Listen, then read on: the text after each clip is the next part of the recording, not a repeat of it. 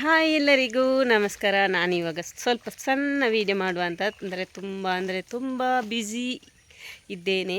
ಇವತ್ತು ಶನಿವಾರ ಅಂದರೆ ನಾಳೆ ಫಂಕ್ಷನ್ ಎಲ್ಲ ಇರ್ತದಲ್ಲ, ಮದುವೆ ಉಂಟು. ಈ ವರ್ಷದ ಲಾಸ್ಟ್ ಮದುವೆ ನಾಳೆಗೆ ಮದುವೆ ಮುಗೀತದೆ. ಹಾಗಾಗಿ ಇವತ್ತು ಕೆಲಸ ತುಂಬ ಕೊಡಲಿಕ್ಕುಂಟು. ಹಾಗಾಗಿ ತುಂಬ ಸ್ಟಿಚ್ ಮಾಡಲಿಕ್ಕೆ ಇತ್ತು. ನೈಟ್ ಸ್ಟಿಚ್ ಮಾಡಲಿಲ್ಲ, ನಾನು ಬೆಳಿಗ್ಗೆ ಎದ್ದು ಸ್ಟಿಚ್ ಮಾಡಿದ್ದು. ಹಾಗಾಗಿ ಇವತ್ತಿನ ಮನೆ ಕೆಲಸ ಎಲ್ಲ ಇವರೇ ಮಾಡಿದ್ದು, ನಾನು ವೀಡಿಯೋ ಮಾಡಲಿಕ್ಕೆ ಆಗಲಿಲ್ಲ.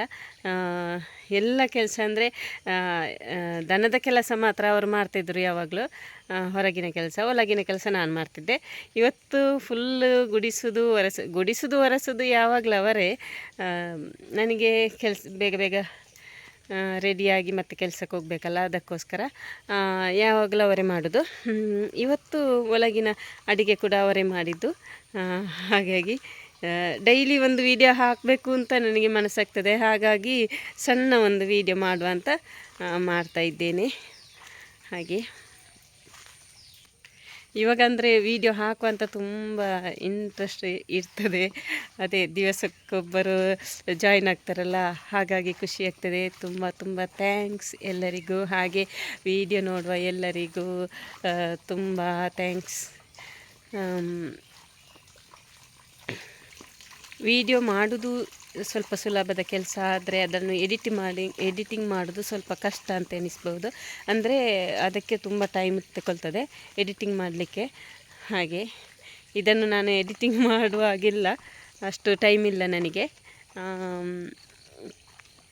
ಹಾಗಾಗಿ ಇವತ್ತು ನಮ್ಮ ನಂದಿಗೆ ತುಂಬ ಖುಷಿ. ಸ್ವಲ್ಪ ಅರ್ಜೆಂಟ್ ಇದ್ದ ಕಾರಣ ನಾನು ಹಾಲು ಕರೀಲಿಲ್ಲ. ನೋಡಿ, ಹಾಲೆಲ್ಲ ಕುಡಿದು ಚೆಂದ ನಿಂತಿದ್ದಾನೆ. ನಂದೀಶಾ, ಹಾಲು ಕುಡಿದಾಯ್ತಾ? ಅಂಡ ಪೇರ್ ಪರ್ದೆ ನೋಡಿ, ಖುಷಿಯಲ್ಲಿದ್ದಾನೆ.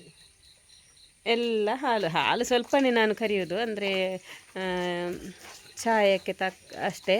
ನಿನ್ನೆದು ಹಾಲಿತ್ತು, ಅದಕ್ಕೋಸ್ಕರ. ಮತ್ತು ಹಾಲು ಯಾರು ಕುಡಿಯುವುದಿಲ್ಲ, ನಾನೇ ಕುಡಿಯುವುದು. ಮತ್ತು ಅತ್ತೆಗೆ ಚಾಯಕ್ಕೆ ಹಾಕಲಿಕ್ಕೆ ಅಷ್ಟೇ.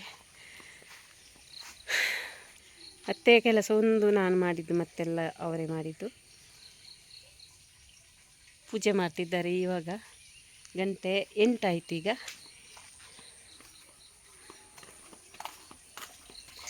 ನನ್ನ ಗಿಡದಲ್ಲಿ 2 ಮಲ್ಲಿಗೆ ಆಗಿದೆ. ಹಾಗೆ ನಿನ್ನೆ ದೇವರಿಗೆ ಇಟ್ಟಿದ್ದೇನೆ, ಅದನ್ನು ತಗೊಳ್ತೇನೆ. ಇವಾಗ ಸ್ವಲ್ಪ ಮಳೆ ಕೂಡ ಬಿಟ್ಟಿದೆ, ಇನ್ನೂ ಕೆಲಸಕ್ಕೆ ಹೋಗಬೇಕು.